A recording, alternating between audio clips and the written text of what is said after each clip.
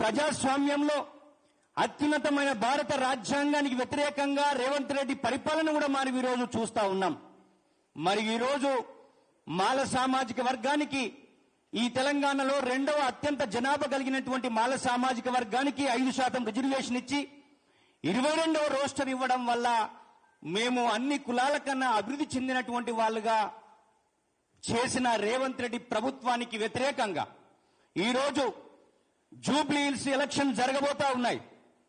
ఈ Jubilee hills election లో తెలంగాణ రాష్ట్ర మాల సంఘాల జేఏసీ మా ప్రజాస్వామికమైన డిమాండ్ ఈ 58 కులాలకు రిజర్వేషన్లు కావాలని, ముఖ్యంగా గ్రూప్ 3లో ఉన్నటువంటి మాల సామాజిక వర్గానికి రిజర్వేషన్ ను దూరం చేసినటువంటి ఈ కాంగ్రెస్ ప్రభుత్వాన్ని, రేవంత్ రెడ్డి ప్రభుత్వాన్ని వ్యతిరేకంగా ప్రజాస్వామికమైనటువంటి ఉద్యమంలో భాగంగా ఓటు అనేటువంటిది చాలా క్రియాశీలకమైన పాత్ర పోషించింది అనే విషయం మీకు తెలుసు. బాబాసాహెబ్ అంబేద్కర్ యొక్క ఆలోచన విధానంతో ఉన్న మేము జూబ్లీ సెలక్షన్ లో దాదాపుగా 200 మంది మీ నామినేషన్ వేయబోతున్నామనే విషయాన్ని మీకు గుర్తు చేస్తున్నాం.